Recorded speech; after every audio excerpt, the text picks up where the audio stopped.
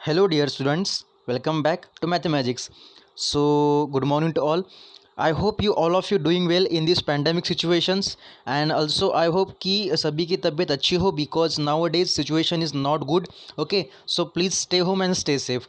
So, students, we know in the previous video lecture we were completed our 4.2 exercise. Okay, I know and you know also. Okay, so आप सभी को मैंने 4.2 exercise पढ़ाया था, उसमें कुछ क्वेश्चन आपको होमवर्क के लिए दिए थे, आप लोगों ने किए भी होगा। ठीक है, होमवर्क भी आप लोगों ने किया होगा, आपको मैंने पीडीएफ सेंड किया था, आप लोगों ने नोट्स भी लिखी होगी। ठीक है, तो आपको पता है जैसे कि हम 12th का chapter number 4 pair of straight line पढ़ रहे। ओके, तो उसमें हमने आज तक जितने भी कॉन्सेप्ट्स पढ़े हैं सभी कॉन्सेप्ट्स बहुत ही इंपॉर्टेंट है in the exam point of view. तो सभी के सभी कॉन्सेप्ट्स आपको पढ़ने हैं, अच्छे से करने हैं, ताकि आपकी जब भी मैं टेस्ट लूँगा, एग्जाम लूँगा, उस टाइम पे आपको वो सारा चीज़ आना ही चाहिए। ओके, सो बच्चों, without spending a time we have turn on the hour today session. Okay, तो आज हम पढ़ने वाले व्हाट इज इट, आपको स्क्रीन पे दिख ही रहा होगा, that one is the general second degree equation in x and Y. तो आज तक हमने जितना भी पढ़ा, ओके, जहाँ तक हमें पता है कि हमने 4.1 के लिए combined equation and separate equation पढ़ा था। 4.2 के लिए हमने ऑक्सिलरी इक्वेशन की हेल्प से हम लोग कैसे क्या एंगल निकाल सकते हैं, स्लोप निकाल सकते हैं, ये चीज़ें हमने पढ़ी थी एक्सरसाइज 4.2 में। ओके, तो आज के लेक्चर में हम लोग पढ़ेंगे general second degree equation in x and Y. तो आपको पता है जब भी किसी भी इक्वेशन में डिग्री 2 रहा तो वहाँ पे आप लोग क्या बोल सकते हो, general second degree equation in x and Y. Okay, तो आप लोगों को मैंने ये वाला कॉन्सेप्ट पढ़ाया था 4.1 के पहले, जो बेसिक लिया था वहाँ पे। आई होप आप सभी को पता होगा। ठीक है, सो नाउ देखिए यहाँ पे the equation of the form. अभी general second degree equation in x and y ये किसे बोलोगे आप लोग। Okay, the equation of the form a x square plus 2hxy plus B Y square plus 2gx plus 2fy plus c equal to 0 where at least one of a b h is not 0, it's called a general second degree equation in x and Y. तो बच्चों आपको screen पे दिख ही रहा होगा यहाँ पे जो लिखा हुआ है व्हाट इज इट। एक मिनट में यहाँ पे बोर्ड पे लिख लेता हूँ क्योंकि आपको अच्छे से दिख सके, एक मिनट रुकिएगा। ओके, सो जहाँ पे दिया है जनरल डिग्री का सेकंड ऑर्डर के लिए equation, which one, A x square बराबर प्लस, आप यहाँ पे देख देख के लिख सकते हो क्योंकि बहुत ही आसान इक्वेशन है, that one is the 2hxy। Okay, 2hxy plus उसके बाद यहाँ पे बच्चों आएगा third term is the word B Y square. Okay, then you write here B Y square plus 2gx, okay, plus 2fy plus C equal to 0। I hope my equation is right. Okay, चलिए देख लेते हैं एक बार 2gx plus 2fy। हाँ जी, तो ये equation आपका होगा जनरल, किसके लिए बच्चों, general second degree equation in x and Y. तो एक्स एंड वाई के लिए जो भी आपका सेकंड डिग्री का इक्वेशन निकलेगा वो इस तरह से क्या होगा, रिप्रेजेंट होगा। क्योंकि आपको मैंने एक दिन बताया था, जब आपको मैंने पढ़ाया था डिग्री अगर सेकंड कब होती है, ठीक है, तो आप यहाँ पे चेकआउट कर सकते हो, मैक्सिमम टर्म्स में यहाँ पे डिग्री सेकंड दिया हुआ है। तो कांस्टेंट को छोड़ के आपको डिग्री निकालना है वेरिएबल्स के लिए। तो अगर आप यहाँ पे चेकआउट करोगे बच्चों तो आप यहाँ पे देख सकते हो, यहाँ पे जो ए के साथ वेरिएबल जुड़ा है what is it one, x square, तो उसका पावर क्या होगा, 2 होगा बराबर। और जो 2h के साथ वेरिएबल जुड़े हैं एक्स और वाई, इनका 1 1 ऐड कर लो तो ये भी कितना होगा, 2 होगा बराबर। और यहाँ पे y का पावर कितना है, ये भी 2 है, क्लियर। और यहाँ पे आप देख सकते हो बाकी दो टर्म्स जो दिए हैं यहाँ पे 2g और 2f के साथ एक्स एंड वाई, इनका सेपरेटली पावर 1 1 होगा और एक कांस्टेंट होगा। तो इस टाइप के इक्वेशन को आप क्या बोल सकते हो, जनरल सेकंड डिग्री इक्वेशन।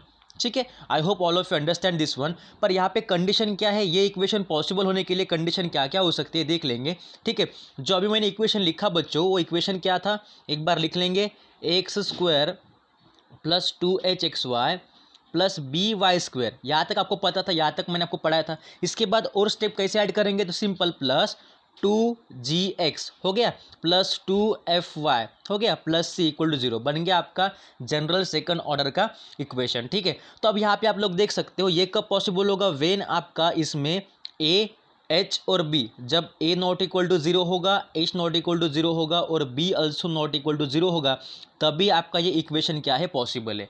अगर आपका ए 0 बनेगा तो ऑब्वियसली ये टर्म भी 0 हो जाएगी, अगर बी 0 बना तो ये टर्म भी 0 हो जाएगी। ओके, और जिसके साथ सेकंड ऑर्डर जुड़ा हुआ है, समझ में आ रहा, यहाँ पे ए के साथ क्या है, पावर में 2 एक्स स्क्वायर दिया है ना, तो यहाँ पे ऑर्डर 2 होगा, यहाँ पे एच के साथ क्या जुड़ा हुआ है, एक्स और वाई, इनका भी पावर 2 होता है। अगर एच 0 हुआ तो ये पूरा कैंसिल हो जाएगा, बराबर। अगर एच दिया हुआ 0 होता है तो पूरी टर्म क्या होगी बच्चों, 0 हो जाएगी ना ऑब्वियसली। और यहाँ पे देखो अगर बी 0 होगा तो जिसके साथ पावर 2 दिया है वो भी क्या हो जाएगा, 0 हो जाएगा, है ना। पूरी टर्म क्या होगी, 0 होगी। इसलिए आपका इस इक्वेशन में ए एच और बी नॉट इक्वल टू 0 होने चाहिए, तभी क्या होगा, इक्वेशन पॉसिबल होगा। Did you understand that one? Okay, so I hope आप सभी को इक्वेशन समझ में आया होगा मैंने क्या बोला। अभी इक्वेशन निकला कहाँ से, है ना। अभी तो मैंने डायरेक्टली इक्वेशन लिखा, पर आपके दिमाग में सवाल आएगा कि सर इक्वेशन आया कहाँ से। तो दैट वन वेरी इजियर, देखिए आप लोग यहाँ पे आपको दिख रहा होगा। ओके, तो यहाँ पे दिया है एक थ्योरम नंबर 5, है ना, आपके टेक्स्ट बुक में देख सकते हो आप लोग कि show that the combined equation of two lines is a general equation of second degree. ठीक है, मतलब किसी भी दो लाइंस के कंबाइंड इक्वेशन क्या बनाते हैं, general equation of second degree बनाते हैं। तो वो दिखाने के लिए हम लोग पहले लाइंस को एज्यूम करेंगे कि if the equations of two lines are, एक लाइन का इक्वेशन होगा a1x plus b1y plus c1 equal to 0। बच्चों अगर आपको स्क्रीन में दिखने के लिए दिक्कत जा रही होगी then please make your video quality high, है ना। तो हमने क्या किया, एक इक्वेशन लिया फर्स्ट लाइन के लिए, सेकंड के लिए और लेंगे a2x b2y plus c2 equal to 0। ये बन गया आपका सेकंड लाइन के लिए equation. Okay clear. Then their combined equation, आपको पता है अगर कोई भी पहला इक्वेशन जहाँ पे u इक्वल टू 0 होगा तो आप क्या बोलोगे कि सर ये जो a1x plus b1y plus c1 बनेगा ये u बनेगा, क्लियर। और सेकंड में a2x plus b2y plus c2 ये क्या बनेगा, v बनेगा, क्लियर। और हमारा फॉर्मेट क्या बोलता है कि अगर u इक्वल टू 0 है और v इक्वल टू भी 0 है then theorem says you for combined equation हम क्या करते हैं, u into V equal to 0 करते हैं, क्लियर। ये चीज़ आपको पता थी, ठीक है। तो यहाँ पे आप क्या करोगे, simple then their combined equation is, दोनों को आपस में क्या कर दो, मल्टीप्लाई कर दो, इस तरह से हो गया। ओके, और इक्वल टू 0 आपको लिखना आता है, ठीक है। So after simplifying and rearrange the terms we becomes, okay. So अगर हम इसको सिंप्लीफाइंग करेंगे, रीअरेंज करेंगे टर्म्स को, दिस बिकम्स, हमें क्या मिल सकता है, देख सकते हो जब आप इस पूरे फर्स्ट ब्रैकेट से सेकंड ब्रैकेट को आराम से मल्टीप्लाई करोगे, है ना। अगर आप चाहो तो चेकआउट कर सकते हो, यहाँ पे मल्टीप्लाई किया गया है कि a1x into a2x is a1a2 x square, बराबर। Then a1x into b2y is what a1b2y बनेगा, है ना। पर यहाँ पे क्या किया, इसके बाद सभी को रीअरेंज करके यहाँ पे कुछ सेपरेट टर्म्स लिए हैं। आप लोग करके देखो, इवैल्यूएशन बहुत ईजी होगा। तो आप जब इनको इस तरह से लिखोगे, क्या लिखा है यहाँ पे, a1a2 x square plus a1b2 plus a2b1, जहाँ पे कॉमनली एक्स वाई लिया है ना। Then third term b1b2 y square plus next term a1c2 plus a2c1 जिनका कॉमन टर्म होगा x। Then next one b1c2 plus b2c1 जिनका common term होगा y। And the last one the constant is given which one, c1 into c2 equal to 0। So I hope आप सभी को समझ में आ रहा होगा कि यहाँ पे ये इक्वेशन इतना बड़ा कहाँ से निकला, जब आपने इस दो इक्वेशंस को आपस में क्या किया, कंबाइंड किया, मतलब मल्टीप्लाई किया, क्लियर। ओके, और आपको यहाँ पे भी दिख रहा होगा कि आप बोलोगे सर यहाँ पे तो a1 a2 है, पर आपने इक्वेशन क्या बताया अभी, आपने तो बताया कि ax square plus 2hxy, okay, then plus by square, correct. Then उसके बाद plus 2gx plus 2fy, then last में प्लस c इक्वल टू 0। तो आप बोलोगे सर आपने तो ये वाला इक्वेशन बताया, है ना, ये वाला। पर यहाँ पे तो आप देख सकते हो a1 a2 है एक्स स्क्वायर के साथ, एक्स वाई के साथ ये वाला पूरा ब्रैकेट है, वाई स्क्वायर के साथ b1 b2 है, देन gx के साथ मतलब x के साथ ये वाला टर्म है g के जगह पे, और यहाँ पे b1c2 प्लस b2c1 किसके जगह पे है, 2f के जगह पे, है ना, और पूरे c के जगह पे c1 c2 है। तो आपको यहाँ पे क्या करना है, सिंपल रीअरेंज करना है। जबकि आपको इस टर्म को इस फॉर्म में अगर लाना है ना, ये जो पूरा टर्म है इसको अगर आपको इसको इस फॉर्म में लाना है तो यहाँ पे रीअरेंज कर लो। मतलब जो आपका यहाँ पे a1 a2 होगा उससे आप समझ लो a, है ना, उसको आपको राइट करना पड़ेगा, एज्यूम करना पड़ेगा कि a1 a2 अगर a होगा तो पहले टर्म में क्या होगा, ax स्क्वायर होगा, क्योंकि हमने इस a1 a2 को क्या लिया बच्चों, a लिया ना। ओके, अब सेकंड देखो, ये जो सेकंड टर्म दिया है a1b2 प्लस a2b1, इसको हमने एज्यूम किया 2h, तो सेकंड क्या बनेगा 2h और बचा हुआ आपका xy, क्लियर, प्लस अभी एज इट इज़। उसके बाद ये वाली टर्म आती है, तो हमने अगेन एज्यूम किया कि b1 b2 क्या होगा, ओनली b होगा, तो यहाँ पे क्या बनेगा by स्क्वायर, है ना। प्लस अब यहाँ पे देख लो a1c2 प्लस a2c1, इसे हम क्या बोलेंगे, g बोलेंगे, 2g, है ना, 2g अगर बोलते हैं तो यहाँ पे क्या बनेगा 2g और दिया हुआ x as it is, then plus again, ठीक है। अब इसको हम लोग क्या बोलेंगे, यहाँ पे दिया है B1C2 plus B2C1 equal to 2F, है ना, 2F दिया है।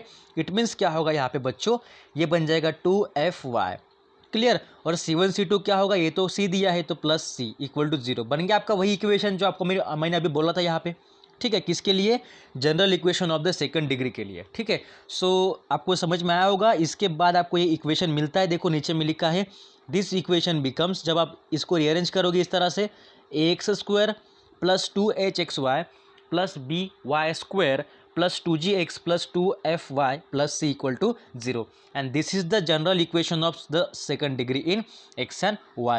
So it contains the second degree terms in x square, xy and y square, the first degree terms in x and y and the constant term. यहाँ पे क्या क्या मिलेगा आपको, यहाँ पे एक्स स्क्वायर होगा एक सेकंड डिग्री का, वाई स्क्वायर होगा सेकंड डिग्री का, और एक्स वाई भी होगा सेकंड डिग्री का, जहाँ पे 1 1 2 होता है ना, ओके। ये हो गया आपका सेकंड डिग्री के लिए। और जो भी आपको सिंपली यहाँ पे देख सकते हो, ये वाला एक्स दिया है, वाई दिया है ना, एक्स वाई बनेगा सिर्फ सिंपल किसके लिए बच्चों, लिनियर टर्म्स के लिए, मतलब जिनका पावर 1 है, और साथ में सी मतलब क्या होगा, कॉन्स्टेंट टर्म, जिनके एडिशन से, जिनके इन्वॉल्वमेंट से वो बना है पूरा का पूरा आपका जनरल बना है आपका बच्चों, what is it, general equation of the second degree in x and y, clear. So यहाँ पे देखिए कुछ कंडीशंस दिए हैं general equation of second degree to represent a pair of lines. अभी तो ये होगा किसके लिए, कोई भी दो लाइन ले लो आप लोग, उसको मल्टीप्लाई कर लो, आपको मिल जाएगा what is it, general equation of second degree, है ना। पर उसके लिए कुछ कंडीशंस दी है, चलिए कंडीशंस पढ़ेंगे। The general equation of the second degree in x and y need not always represent a pair of lines, है ना। जो भी आपका जनरल इक्वेशन निकलेगा सेकंड डिग्री के लिए, किसके लिए, वेरिएबल एक्स एंड वाई के लिए, वो जरूरी नहीं कि वो ऑलवेज रिप्रेजेंट करे पेयर ऑफ लाइंस को, ठीक है। Just like pair, for example the equation x square plus y square plus equal to a square, sorry x square plus y square equal to a square, तो आपको पता ये type का equation क्या denote करता है, सर्कल, बराबर। It means कभी कभी क्या होता है ना, पेयर ऑफ लाइंस जरूरी नहीं कि रिप्रेजेंट करे सेकंड डिग्री इक्वेशन को, या फिर सेकंड डिग्री जो जनरल इक्वेशन है वो रिप्रेजेंट करे पेयर ऑफ लाइंस को। कभी कभी जो आपका इक्वेशन ऑफ सेकंड डिग्री है वो रिप्रेजेंट कर सकता है सर्कल को, देखिए यहाँ पे दिख रहा है आपको, represent the circle with centre at the origin and the radius क्या होगा, ए होगा ना, है ना, and not a pair of lines. अगर ये सर्कल है तो ऑब्वियसली ये पेयर ऑफ लाइंस बनेगा, नहीं बनेगा, ठीक है। और इसके बाद देखिए the equation x square plus 2hxy plus by square plus 2gx plus 2fy plus c equal to 0 represent a pair of lines. It can be factorized into two linear factors for which it should satisfy the following conditions which we state without proof, ठीक है। तो जो भी आपका general second degree equation दिया है बच्चों, वो रिप्रेजेंट कर सकता है पेयर ऑफ लाइंस को, जब वहाँ पे कुछ फैक्टर निकलना क्या होगा, पॉसिबल होगा, ठीक है। चलिए, सो इसके बाद यहाँ पे थ्योरम दिया है कि कुछ कंडीशन दिए, और थ्योरम 6 में आपके पास टेक्स्ट बुक है, आप देख सकते हो, please keep text book in front of you whenever you watching this video, okay। so the condition that the equation, ये जो इक्वेशन दिया है, should represent a pair of lines।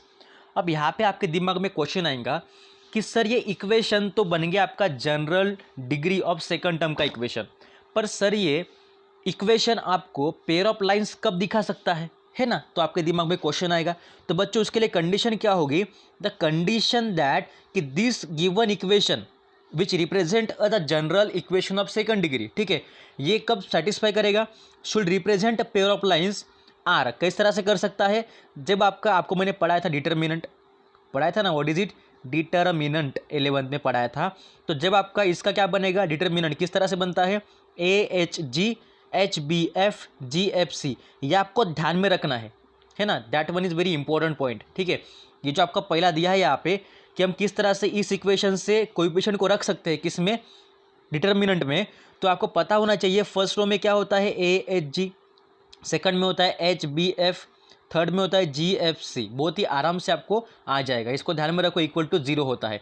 अगर इन सभी का अगर आप सॉल्व करने के बाद आपको ऑर्डर 3 का मैट्रिसेस या फिर डिटर्मिनेंट सॉल्व करना आता है, तो अगर इनका सोल्यूशन 0 होगा तो हम बोल सकते हैं कि दिया हुआ इक्वेशन क्या होगा बच्चों, रिप्रेजेंट करेगा पेयर ऑफ लाइंस को, ठीक है।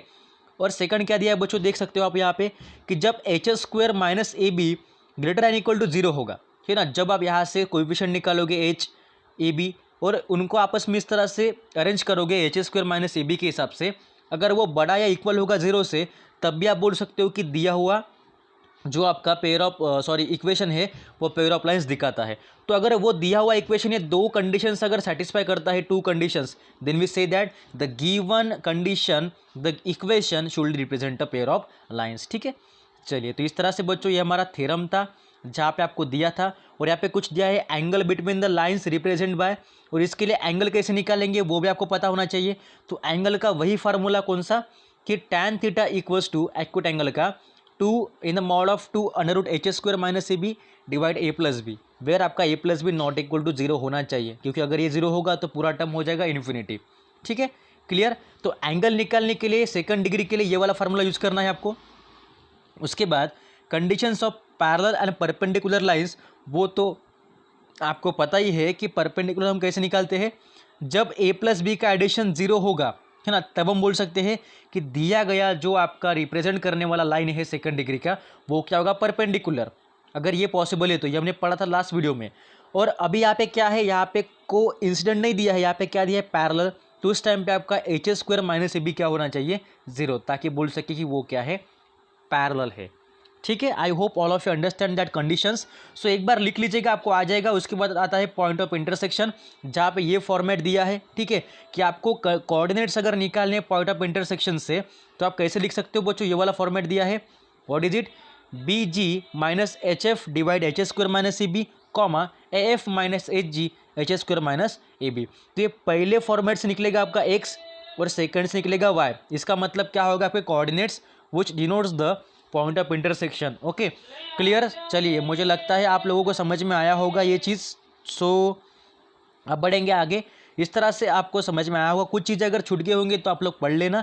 तो बढ़ेंगे हमारे एक्सरसाइज 4.3 की तरफ। तो बच्चों आज हम करेंगे सिर्फ 5 क्वेश्चन, है ना। बाकी बचे हुए 5 क्वेश्चन आप लोग ट्राई करो, या फिर उसके लिए मैं कल वीडियो लेके आऊँगा ही। ठीक है, चलिए। सो बच्चों आपको दिख रहा होगा स्क्रीन पे एक्सरसाइज 4.3, जिसका पहला क्वेश्चन होगा find the joint equation of the pair of lines. तो दिए गए इक्वेशंस के लिए आपको जॉइंट इक्वेशन निकालना है। ठीक है, तो क्या करते हैं आपको पता है, सिंपल। जॉइंट मतलब क्या होता है, कंबाइंड होता है ना। तो पहला दिया यहाँ पे through the point 2-1 and parallel to the lines represented by 2x square plus 3xy minus 9y square equal to 0। तो यहाँ पे कुछ भी नहीं करना है आपको, सिंपल आपको क्या लिखना है, the combined equation of the given line is, क्या दिया है आपको, ये वाला लाइन दिया है कंबाइंड वाला। ठीक है, उसके बाद अगर आप यहाँ पे रीअरेंज करोगे, है ना, पहले आपको रीअरेंज करना पड़ेगा, सेपरेट करना पड़ेगा। तो क्या करोगे यहाँ पे बच्चों, सिंपली आप इस 3xy को 6xy माइनस 3xy लिख सकते हो, है ना। तो यहाँ पे आप देख सकते हो इन दो टर्म में से और इन दो टर्म में से कुछ कॉमन निकलेगा। तो इन दोनों में से मैंने कॉमन लिखा 2x, तो ब्रैकेट में बचा x प्लस 3y। इन दो टर्म में से मैंने 3y को कॉमन लिया, तो ब्रैकेट में बचा x प्लस 3y। क्लियर। और उसी तरह से आप देख सकते हो ये आपका बन गया पहला सेपरेट इक्वेशन, और 2x माइनस 3y बन गया second separate equation. Okay, that's why their separate equations are x plus 3y equal to 0 and 2x minus 3y equal to 0। अब आप बोलोगे सर ये हम क्यों कर रहे हैं, बिकॉज क्वेश्चन में क्या दिया है कि थ्रू द पॉइंट, है ना, जो पॉइंट यहाँ पे दिया है कोऑर्डिनेट्स, और इस दिए गए लाइंस को क्या है, रिप्रेजेंट कर रहा है पैरेलल। हमको क्या निकालना है, जॉइंट इक्वेशन। तो पहले इनका क्या निकालो, सेपरेट इक्वेशन। उसके बाद उसमें से क्या निकालो, स्लोप्स निकालो। तो पहले का स्लोप बनेगा बच्चों व्हाट, -1/3, बराबर ना, -1/3, क्योंकि हमने पढ़ा था क्या होता है, -a/b होता है। यहाँ पे a बनेगा 1, b बनेगा 3, दैट्स वाई -1/3।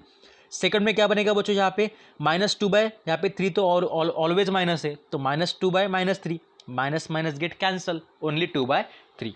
ओके बच्चों, I hope all of you understand this one.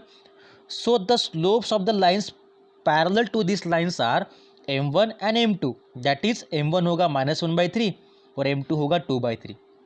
अब स्लोप तो निकल गए, अब हमें क्या निकालना है, अभी हमें इसको ज्वाइन करना है ना। तो ज्वाइन करने के लिए आपको पता है the equation of the line with this slopes and through the point 2-1। तो इक्वेशन क्या होता है आपको पता है, what is it, y minus y1 equal to m of x minus x1। ये आपको मैंने पढ़ाया था। ठीक है, तो y मतलब क्या होगा, इस 2-1 में ये जो 2 होगा वो x होगा और -1 मतलब y होगा। ठीक है, तो पुट कर लो, है ना। तो यहाँ पे आप देख सकते हो, sorry I think okay I think ये 2 मतलब x1 होगा और y मतलब y1 होगा। ठीक है, मैंने xy बोल दिया था। ठीक है, तो यहाँ पे देख सकते हो y है तो y as it is minus y1 क्या होगा फिर, -1, minus minus get plus, +1 equal to m जो है आपका m रहेगा एज इट इज, पहले के लिए आप ले लो m1, है ना, यहाँ पे आएगा x1 माइनस x1। तो सारी वैल्यूज आपको इस तरह से रखनी है ताकि आपको ये दो इक्वेशन मिल सके, एक स्लोप के लिए ये वाला इक्वेशन, सेकंड के लिए ये वाला इक्वेशन, ठीक है। ओके, तो इसके बाद आप दोनों को रीअरेंज कर लो, देन यू गेट द, आराम से आपको इसके लिए सेपरेट ये वाला और ये वाला मिल जाएगा। फिर दोनों को फिर एक बार जोड़ दो ताकि आपको मिल सके सेकंड डिग्री का इक्वेशन, ठीक है। इसी तरह से आपको सेकंड क्वेश्चन भी करना है बच्चों, आई होप आप लोग कर लोगे, ठीक है। और कुछ यहाँ पे क्वेश्चन दिए होंगे तो आप होमवर्क होगा, ठीक है। सो अब सेकंड क्वेश्चन देख लो यहाँ पे 4.3 का, show that the equation x square plus 2xy plus 2y square plus 2x plus 2y plus 1 equal to 0 does not represent a pair of lines. Okay, तो क्वेश्चन पूछता है आपको कि जो आपके पास general degree of second order का जो इक्वेशन दिया है ना, ये वाला, तो आपको प्रूफ करने के लिए बोला है कि दिया हुआ ये इक्वेशन क्या रिप्रेजेंट नहीं करता, पेयर ऑफ लाइन्स को रिप्रेजेंट नहीं करता। तो उसके लिए कंडीशंस क्या है, पहले आप दिए गए इक्वेशन से कोएफिशिएंट्स निकालो, फिर उसका निकालो आप डिटर्मिनेंट। अगर ये 0 होता है ना, और अगर आपका h square minus a b जो है वो ग्रेटर एन इक्वल टू 0 होता है, उस टाइम पे आप बोल सकते हो कि दिया हुआ इक्वेशन क्या है, पेयर ऑफ स्ट्रेट लाइन बनेगा। पर अगर ये नॉट इक्वल टू 0 है, ये भी नॉट इक्वल टू 0 होगा, that time that equation does not represent a pair of lines, ठीक है। चलिए, तो अब देखिए यहाँ पे आप लोग देख सकते हो कंपेयरिंग द इक्वेशन, इस इक्वेशन को कंपेयर कर लो किसके साथ, that given equation a x square plus 2hxy plus B Y square plus 2gx plus 2fy plus C equal to 0। तो यहाँ से आपको ए मिलेगा 1, या इसका कोएफिशिएंट, एच मिलेगा भी 1, है ना, क्योंकि 2h क्या है यहाँ पे 2 है ना, तो h क्या बनेगा 1 बनेगा ऑलवेज। और b बनेगा बच्चों 2, g बनेगा यहाँ पे देख लो 2g है, तो 2g क्या बनेगा 2, तो 2g अगर 2 है तो g क्या बनेगा ऑलवेज 1, ओके। या फिर 2f क्या बनेगा बच्चों 2, तो अगर 2f 2 बनेगा तो f कितना बनेगा 1, क्लियर, समझ में आ रहा। और c बनेगा आपका 1। अभी क्या कर लो, इन सभी चीज़ों को आप लोग the given equation represent a pair of lines, है ना, अगर आपका रिप्रेजेंट करता है तो आप क्या करते हो, आपको पता है क्या कंडीशन सेटिस्फाई करनी चाहिए, पहले इस पूरे के पूरे डिटर्मिनेंट का सॉल्यूशन 0 होना चाहिए। तो यहाँ पे आप कौन से कोएफिशिएंट्स कैसे रखते हो, h b f g f c equal to 0 होना चाहिए। तो मैंने क्या किया, और सेकंड कंडीशन क्या है बच्चों, और दिया हुआ h square minus a b greater than equal to 0 होना चाहिए।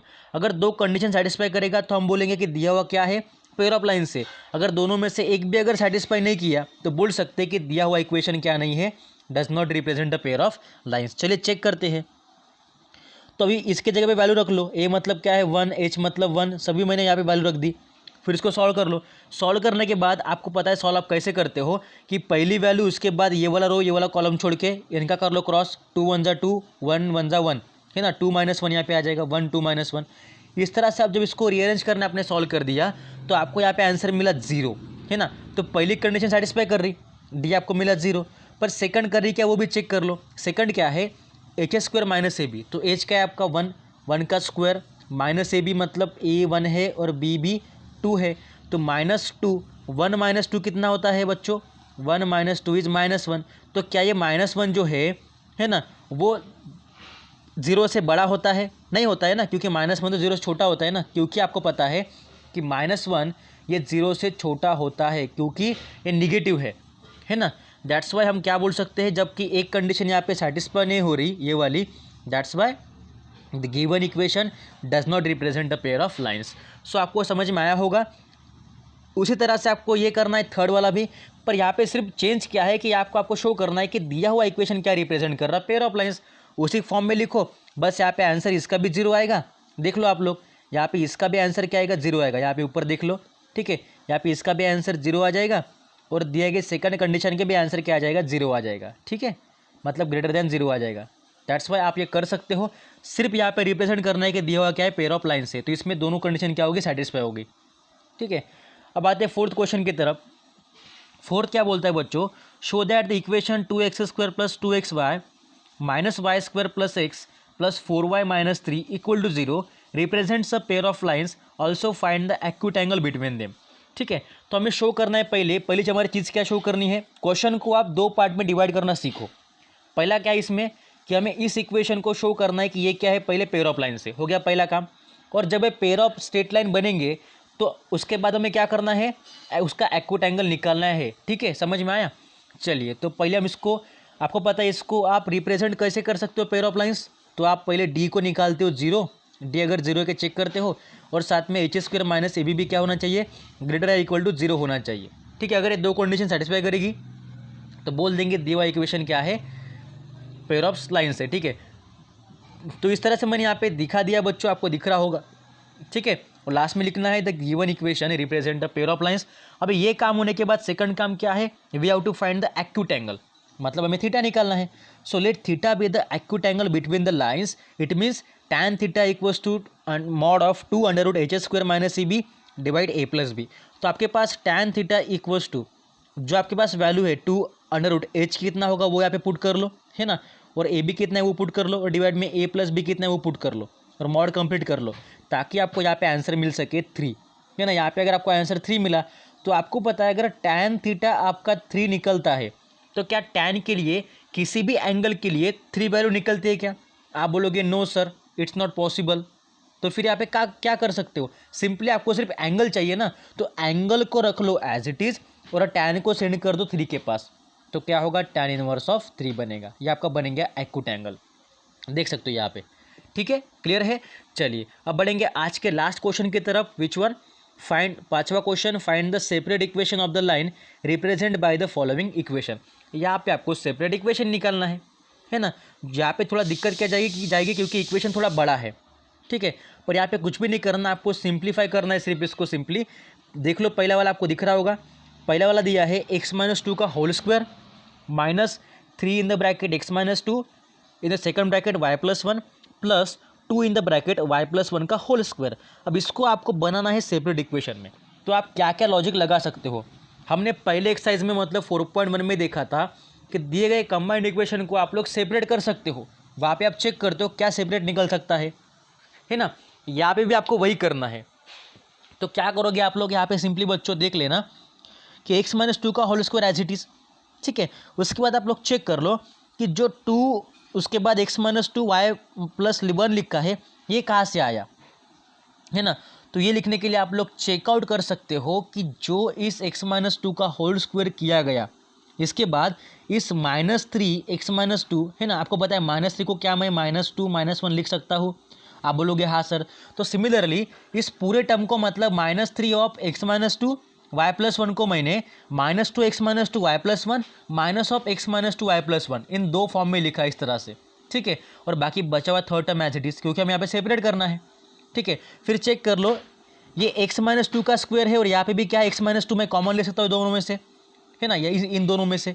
तो अगर मैं इन दोनों में से x-2 कॉमन लूँगा तो ब्रैकेट में क्या बचेगा, एक x-2 और यहाँ का 2 ओनली y+1, क्योंकि x-2 मैंने बाहर लिया है।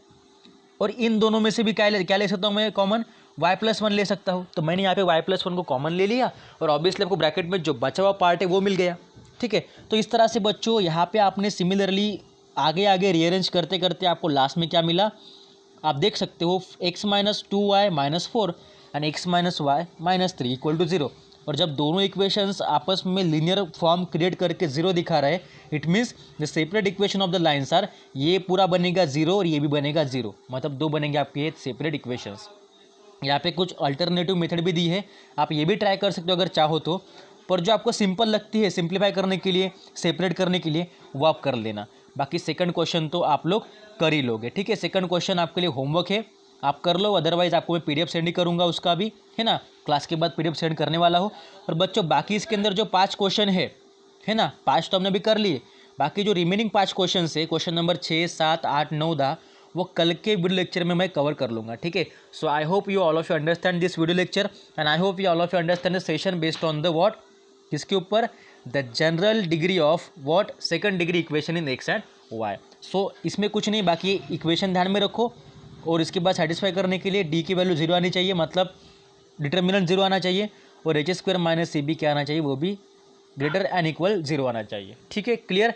चलिए, so I hope all of you understand. ये लिखिएगा, आपको PDF सेंड करता हूँ, ये पूरा पार्ट लिखिए, थ्योरम भी लिखिए, है ना, और क्वेश्चंस के आंसर भी लिखिए। अगर कोई समझ में नहीं आता तो मुझे बताना, okay, I will clear it.